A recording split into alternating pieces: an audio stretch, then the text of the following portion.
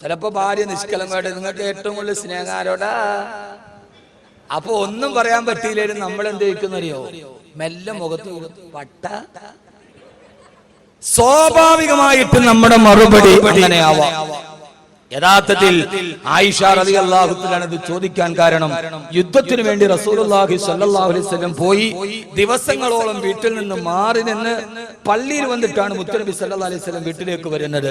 കുറെ ദിവസം തന്നെ മുത്തുനബി തന്നിൽ നിന്ന് അകന്നു നിന്നപ്പോ ആയിഷ റളിയല്ലാഹു തആലയ്ക്ക് ഒരു സങ്കടം. എന്തേ ഇതിന്റെയൊക്കെ തിരക്കിൽ എന്നെ മറന്നു പോകുന്നു, എന്റെ റസൂൽ എന്നോട് മറന്നു പോയോ?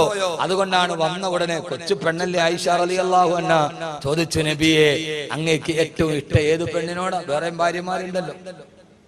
നിഷ്കളങ്കമായ ചോദ്യം. ഇവിടെയാണ് ഒരു ഭർത്താവിനെ നമ്മൾ പഠിക്കേണ്ടത്. നമ്മൾ ഒളിച്ചോട്ടത്തിന്റെ കഥയൊക്കെ പറയുമ്പോൾ നമ്മുടെ ഭാഗം ചിലപ്പോൾ നമുക്ക് കുറച്ച് ക്ലിയർ ആക്കേണ്ടതുണ്ട്. ഇവിടെയാണ് ഒരു ഭർത്താവിനെ പഠിപ്പിച്ചു തരാൻ ആദരവായ റസൂലുള്ളാഹി സ്വല്ലല്ലാഹു അലൈഹി വസല്ലമ ലോകത്തിലെ ഏറ്റവും വലിയ ക്ഷമയുടെയും ഗുണമേന്മയുടെയും സഹിഷ്ണുതയുടെയും പാഠം പഠിപ്പിച്ചു തന്ന ഗുണമേന്മയും തൃപ്തി കുടമയും മുഖചന്ദ്രവും സകലത്തിലും തനിച്ചോരിത അതല്ലദീ ഖുലിഅത അലൈഹി മലാബിസു വനഫായിസു ഫനലീറുഹു വലാ യൂജദു. ലോകത്തിലെ ഏറ്റവും വലിയ സൗന്ദര്യമുള്ള മുഖകമലത്തെ തന്റെ പുഞ്ചിരിയുടെ അകമ്പടി കൊണ്ട് ആ സൗന്ദര്യത്തെ സദഗുണീകരിച്ച അല്ലാഹുവിന്റെ റസൂൽ ഓടി വരുമ്പോൾ തന്റെ പ്രിയപ്പെട്ട ഭാര്യ ചോദിച്ചപ്പോ ആയിഷ റളിയല്ലാഹു അൻഹയോട് പറഞ്ഞു, അത്രേ ആയിഷ, ഈ ദുനിയാവിൽ എനിക്ക് ഏറ്റവും ഇഷ്ടമേറിയ പെണ്ണിനോടൊന്നറിയോ? അത് നിന്നോടാണ് ആയിഷ. എന്റെ ഹൃദയത്തിലെ ഏറ്റവും വലിയ സ്നേഹം നിന്നോടാണ് മോള്. ഏത് സമയത്തും എന്റെ ഹൃദയത്തിൽ നീയാണ്, കണ്ണിനുള്ളിൽ നീയാണ്, കണ്ണടച്ചാൽ നീയാണ്, കണ്ണു തുറന്നാ നീയാണ്, നെഞ്ചിനുള്ളിൽ നീയാണ്. ഏഴാം പകറിന്റെ അങ്ങേറ്റത്ത് പോയി ഒളിച്ചു കിടന്നാലും നിന്നെ ഞാൻ തേടിയെത്തും ഭൂമിയെ എന്ന് മുഖത്ത് നോക്കി പാടേണ്ടത് ആരാന്റെ പെണ്ണിന്റെ മുഖത്തല്ല, ഇന്നലെ ഓഫീസിൽ വന്ന ജോലിക്കാരിയുടെ മുഖത്തല്ല, ബസ് സ്റ്റോപ്പിൽ വെച്ച് കിടന്ന മടിക്കുറ്റിന്റെ കനം കണ്ടിട്ട് എന്നെ ചിരിച്ചു കാണിച്ച പെണ്ണിന്റെ മുഖത്ത് നോക്കിയിട്ടല്ല. നിനക്ക് വേണ്ടി വീട്ടിൽ കാത്തിരിക്കുന്ന വൈകുന്നേരം വരെ നിനക്ക് വേണ്ടി ഭക്ഷണം വിളമ്പി കാത്തിരിക്കുന്ന നിന്റെ മക്കളെ പ്രസവിപ്പിച്ചു തന്ന, നിന്റെ വസ്ത്രം അലക്കി തേച്ചു തന്ന, നീ വരുന്നതും കാത്തു ഉമ്മറപ്പടിയില് കണ്ണെത്താ ദൂരത്ത് കണ്ണും നട്ട പോലെ കാത്തിരിക്കുന്ന നിന്റെ പ്രിയപ്പെട്ട പെണ്ണില്ലയോ? അടുക്കളയിൽ ഏറ്റവും അവസാനം ഉറങ്ങുന്ന, രാവിലെ നേരത്തെ എഴുന്നേൽക്കുന്ന, നമ്മുടെ വീടിന്റെ കരിപ്പുകയുടെ ഏറ്റവും കുറച്ച് ഉറങ്ങുന്ന നിന്നെ കാത്തിരിക്കുന്ന നിന്റെ ഭാര്യയില്ലേ? ആ ഭാര്യയുടെ മുഖത്ത് നോക്കിയിട്ടാണ് പാടേണ്ടത്.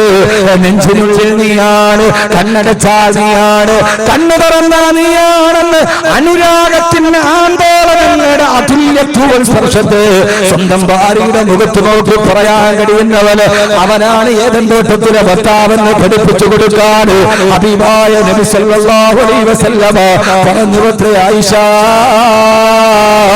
അത് നിന്നോടാണ് ആയിഷ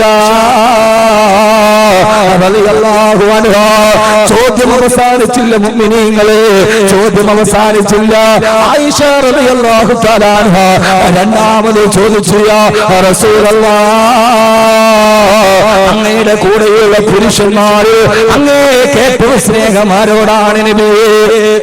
സ്ത്രീകളിൽ എന്നോടാണ്, പുരുഷന്മാരിൽ ആരോടാണ് നബിയേ? എന്റെ പ്രിയപ്പെട്ട ഭാര്യയുടെ ചോദ്യത്തിന്റെ മർമ്മമറിഞ്ഞ പ്രവാചകൻ സല്ലല്ലാഹു അലൈഹി വസല്ലമ ആയിഷ ബീവിയുടെ കുസൃതി ചോദ്യത്തിന്റെ ഉത്തരം മനസ്സിലാക്കി അല്ലാഹുവിന്റെ റസൂൽ സല്ലല്ലാഹു അലൈഹി വസല്ലം പറഞ്ഞു, അത്രേ ആയിഷ, അബൂക്കി അത് നിന്റെ വാപ്പയോടാണ് മോള്, അബൂക്കി നിന്റെ വാപ്പയോടാണ് മോള്. ഇമാം ബൈഹഖി അടക്കമുള്ള, ഇമാം നസായി അടക്കമുള്ള ഹദീസ് ഗ്രന്ഥങ്ങളിൽ റിവായത്ത് ചെയ്യപ്പെട്ട ഹദീസാണിത്. ഇത് അഹ്മദ് കബീർ പച്ച കിതാബ് നോക്കിയിട്ട് പറയുന്നതല്ല. അബൂബക്കറിന്റെ വാപ്പയോടാണ് മോള്.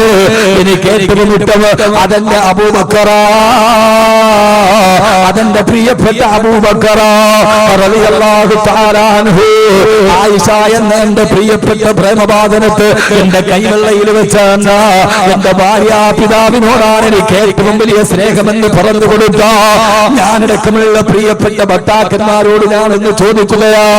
നമ്മൾ കല്യാണം നടക്കുമ്പോ നമ്മുടെ ജീവിതത്തിൽ അറിയാതെ വിസ്മരിച്ചു പോകുന്ന, ജീവിതത്തിൽ ഇന്നേവരെ നമ്മളൊരു പ്രാധാന്യം കൊടുക്കാത്ത, എന്നാൽ ജീവിതത്തിൽ പ്രാധാന്യം കൊടുക്കേണ്ട ഒരു കഥാപാത്രമുണ്ട്. അതാണ് നമ്മുടെ ഭാര്യാപിതാവ്, അതാണ് നമ്മുടെ അമ്മോശം കാക്ക. ഇതേവരെ നമ്മുടെ ജീവിതത്തിൽ ഭാഗതയത്വം കൊടുക്കാത്ത ഈ കടുവാപ്പള്ളി മുസ്ലിം ജമാഅത്തിന്റെ കീഴിൽ നടക്കുന്ന KTCC ഓഡിറ്റോറിയത്തിന്റെ മുമ്പിൽ വെച്ച് ഞാൻ പ്രസംഗിക്കുമ്പോ ഈ ഓഡിറ്റോറിയം ഒത്തിരി സന്തോഷം കണ്ടിട്ടുണ്ട്. കല്യാണത്തിന്റെ തലേ ദിവസത്തെ മൈലാഞ്ചി കല്യാണങ്ങൾ, കല്യാണ ദിവസത്തിന്റെ ദഫ്മുട്ടുകൾ, കല്യാണ ദിവസത്തിന്റെ കല്യാണ പാട്ടുകൾ, എത്രയേറെ സന്തോഷത്തിന്റെ മൈലാഞ്ചി പൂത്ത സ്ഥലമാണിത്, എത്രയേറെ കരിവിളകൾ പൊട്ടിച്ചിരിച്ച സ്ഥലമാണിത്. പക്ഷെ ഞാൻ പറയുകയാ, ഈ കടുവാപ്പള്ളിയിൽ ഏറ്റവും കൂടുതൽ കണ്ണുനീര് കണ്ടത് രണ്ട് സ്ഥലത്താ. ഒന്ന് കടുവാപ്പള്ളി മക്ബറയില് ഭാഗത്ത് നിന്ന് അസ്വസ്ഥബാധിതമായ മനസ്സുമായി തങ്ങളുടെ ജീവിതത്തിന്റെ പ്രയാസത്തിന് വേണ്ടി പൊട്ടിക്കരഞ്ഞ് ദുആ ചെയ്യുന്ന സിയാറത്തിന് വന്നവർ. രണ്ടാമത് കണ്ണുനീര് ഏറ്റവും കൂടുതൽ കണ്ടത് ഈ ഓഡിറ്റോറിയത്തിന്റെ അകത്തളത്തിലോ. കല്യാണം നടക്കുന്ന സമയത്ത് ഇതേവരെ നമ്മളെ കാണാത്തൊരു കാഴ്ചയുണ്ട്. ഏറെയോ എന്റെ പ്രിയപ്പെട്ട മകളെ നിക്കാഹ് ചെയ്യാ പുതിയാപ്ല വരുമ്പോ ആ പുതുമണവാളന്റെ മുമ്പിലേക്ക് മെല്ലെ മെല്ലെ വന്നിരുന്ന് അവന്റെ കൈവെള്ളയിലേക്ക് പ്രിയപ്പെട്ട ഇമാം ഷഫീഖ് ഖാസിമി വന്നു. പുതുമണവാളനും ഭാര്യാപിതാവും മുഖത്തോട് മുഖം നോക്കിയിരുന്നു. രണ്ടുപേരുടെയും കൈകളിലേക്ക് പിടിച്ചിട്ട് ഇമാം ഷഫീഖ് ഖാസിമി ആ പിതാവിന്റെ കൈവെള്ളയിലേക്ക് അവന്റെ കൈയെടുത്തിട്ട് നമ്മുടെ കൈയെടുത്ത് വെച്ചു കൊടുക്കുകയാ. എന്താണെന്നറിയോ, സമയത്ത് ഏറ്റവും വലിയ കണ്ണുനീരറിയാത്ത കണ്ണുനീരാരുടേടാ. ഈ വർക്കല ബീച്ചിൽ പോയാൽ കരയിലേക്ക് തലതല്ലി തിരിച്ചു പോകുന്ന അറബിക്കടലിന്റെ തിരമാലകളേക്കാൾ പ്രക്ഷുബ്ധമാണ് പിതാവിന്റെ മനസ്സ്. 18 വർഷക്കാലം കൈവെള്ളയിൽ കൈവല്യം പോലെ ഞാൻ കാത്തു സൂക്ഷിച്ച, ഓടി വരുമ്പോൾ മിഠായിക്ക് വേണ്ട എന്റെ അടുക്കലേക്ക് ഓടി വന്നെന്റെ കണ്ണ് ചുമലിൽ കെട്ടിപ്പിടിച്ച ഈ 18 വർഷക്കാലം വരെ ഓരോ സമയത്തും കാലാണോ കയ്യാണോ വളർന്നിരുന്ന നോട്ടുണ്ട് ഞാൻ വളർത്തിക്കൊണ്ടുവന്ന എന്റെ പൊന്നുമോൾ. ആ പൊന്നുമോളെ ഇന്നലെ പരിചയപ്പെട്ടൊരു ചെറുപ്പക്കാരന്റെ കയ്യിലേക്ക് ഞാൻ വെച്ചു കൊടുക്കുകയാ. ആ സമയത്ത് ആ ഭാര്യാപിതാവിന്റെ ഹൃദയത്തിന്റെ കണ്ണുനീര് കാണാൻ അയാളുടെ ഹൃദയം തിരമാല പോലെ ഇരമ്പുകയാണ്. അവൾക്കിനി ഒരു നല്ല ജീവിതം കിട്ടുമോ? എന്റെ പൊന്നുമോള് കണ്ണുനീര് വരുമോ? എന്റെ പൊന്നുമോള് പോകുന്ന വീട്ട് ഇതേവരെ 18 വർഷം ഞാനും ഭാര്യയും അവളുടെ സഹോദരങ്ങളും കൊടുത്ത ഒരു സ്നേഹം അവൾക്ക് കിട്ടുമോ? അതല്ല, എന്റെ പൊന്നുമോള് ജീവിതത്തിൽ എനിക്കറിയാൻ വിധിക്കപ്പെട്ടവളാണോ? ആ സമയത്തിന്റെ പ്രിയപ്പെട്ട ചെറുപ്പക്കാരാ പറഞ്ഞത് തന്നെ പടകി പറയാനല്ല, ഞാൻ നിങ്ങളും അറിയേണ്ട ഒരു കാഴ്ചയുണ്ട്. ആ സമയത്ത് പ്രിയപ്പെട്ട ഷഫീഖ് ഖാസിമി നമ്മുടെ കൈ പിടിച്ചിട്ട് പറഞ്ഞു കൊടുക്കും. നമ്മുടെ ഭാര്യാപിതാവ് പറയുന്നൊരു വാക്കുണ്ട്, ആ പറയുന്നത് നമ്മൾ ഏറ്റു പറയാറുമുണ്ട്. എന്താ പറയുന്നതെന്നറിയോ? വിവാഹം നടക്കുന്ന സമയത്ത് നമ്മുടെ പ്രിയപ്പെട്ട ഭാര്യ നമ്മുടെ കയ്യിലേക്ക് ഭാര്യാപിതാവ് വെച്ചു വരുമ്പോ അദ്ദേഹം പറഞ്ഞൊരു വാക്കിന്റെ അർത്ഥം നമ്മൾ നന്നായി പറഞ്ഞിരുന്നെങ്കിൽ ഒരു ഭർത്താവും ഒരു ഭാര്യയെ കണ്ണുനീര് കുടിപ്പിക്കില്ല, അവളോട് അവിഹിതമായി പെരുമാറില്ല. ആ സമയത്ത് ഭാര്യാപിതാവ് പറയുന്നതെന്താ?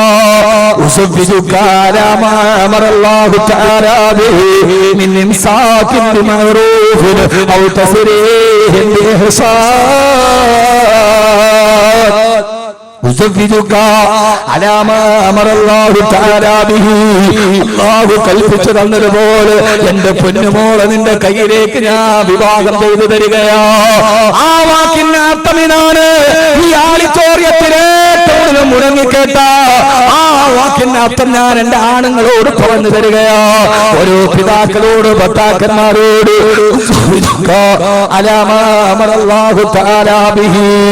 എന്റെ അല്ലാഹു കൽപ്പിച്ചതുപോലെ എന്റെ പൊന്നുമോളെ നിനക്ക് ഞാൻ വിവാഹം ചെയ്തു തരികയാ.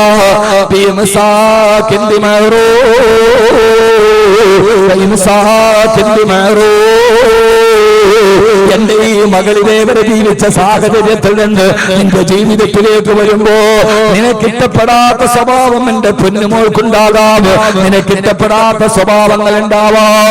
അതിനെല്ലാം നീ ഉപദേശിച്ച് പരിഹരിക്കണേ. അതല്ല ഇൻസാഖെന്ന് പറഞ്ഞാൽ നോമ്പില്ലെങ്കിലും നോമ്പുള്ളതുപോലെ അഭിനയിക്കുക. ആ ദുസ്വഭാവം നിനക്ക് ഇഷ്ടപ്പെട്ടില്ലെങ്കിലും സന്തോഷത്തോടെ അഭിനയിച്ച് മെല്ലെ മെല്ലെ നീ അതിനെ ശരിയാക്കണേ. ഒരു സാഹചര്യത്തിൽ നിന്ന് വേറൊരു സാഹചര്യത്തിലേക്ക് വരുന്ന പെണ്ണാണ്, അതുകൊണ്ട് അവളോട് നല്ല രീതിയിൽ നീ പെരുമാറണേ. അതല്ല അവളുടെ സ്വഭാവം നിനക്ക് സഹിക്കാൻ കഴിയുന്നില്ലെങ്കിൽ അവളെ നീ മർദ്ദിക്കരുത്. എന്റെ പൊന്നുമോളെ അടിച്ച് അവശയാക്കരുത്. അവളെ കുറിച്ച് നീ അപവാദം പറയരുത്.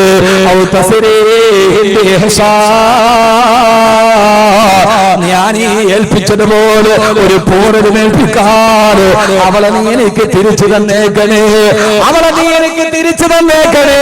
പെണ്ണിന് നീ തിരിച്ചു തന്നാൽ അവൾ എന്റെ ജീവിതത്തിൽ ഒരു അധിക ബാധ്യതയാവില്ല, അവൾ എന്റെ ജീവിതത്തിൽ ഒരു ബാധ്യതയാവില്ല.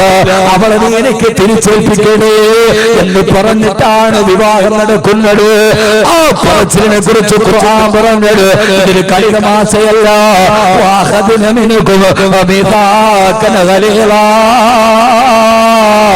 ഇതൊരു ബലിഷ്ഠമായ ഉടമ്പടിയാണ്, ഇത് ബലിഷ്ഠമായ ഉടമ്പടിയാണെന്ന് അല്ലാഹുവിന്റെ വിശുദ്ധ ഖുർആൻ.